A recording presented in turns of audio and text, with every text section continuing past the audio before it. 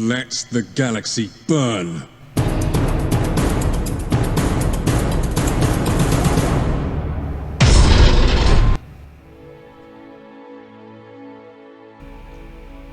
The Battle of Calth was a titanic struggle, but not one that was fought solely by the Ultramarines and the Wordbearers. There were many others who were pulled into the conflict, and these are the objects of our discussion today. The planet Calth was known, before the Horus Heresy, to be one of the Jewels of Ultram, a wealthy and prosperous world, fit for the grand muster of marines and supporting infantry that Horus ordered to be there in order to set up the treacherous battle. We see Calth as it once was reflected in-game with a new Imperial Army tactic card, the Jewel of Ultram. You too will use this card to help muster your forces, with a 1-point reduction in cost for Astartes and infantry units, plus a card draw for 5 energy. This is one of several cards in this game where you accept a break in tempo for a later payoff. This means that you spend the 5 energy but you have nothing to show for it in the current turn. However, your later turns will be much more dangerous for your foe.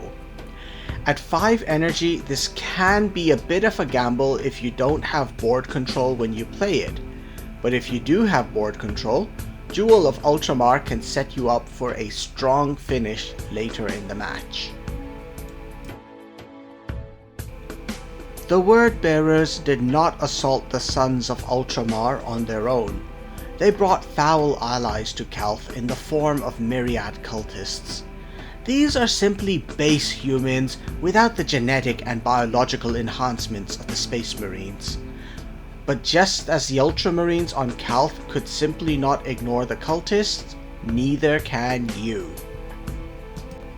The Cultist Acolyte brings a powerful sacrifice ability.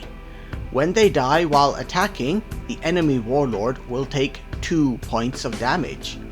Coming on top of their acceptably average stats, they have 2 attack and 2 health in return for costing 2 energy. This is a useful enough ability to include in many different warlord decks. But 2 warlords in particular will put these to absolutely lethal use: Artellus Numion and Atesh Tarsa. By giving Cultist Acolyte the Survivor ability, they will enable this sacrifice ability to be triggered repeatedly. Prepare yourselves for their assault. The treachery, cruelty, and terrible bloodshed unleashed by the Wordbearers at Calth truly spelled the death of innocence.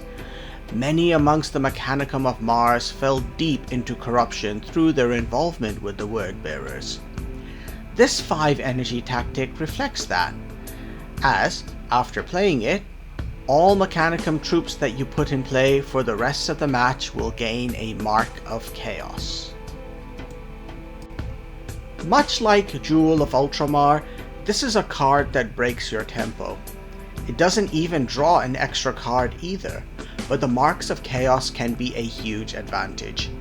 Perhaps your critical frontline unit gets a Mark of Khorne or a Mark of Nurgle, making it lethal to those who try to attack it.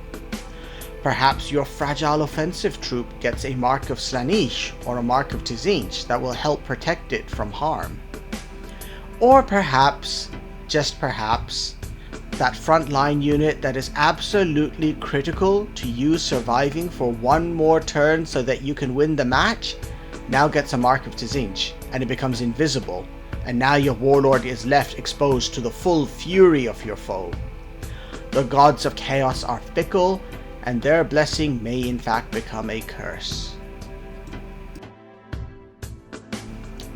These are just the first 3 of the 20 new cards that will be coming to the game in under 3 days to round off the Calth Expansion.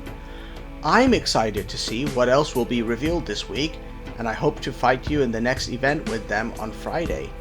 So until we meet on the battlefield, goodbye for now everyone.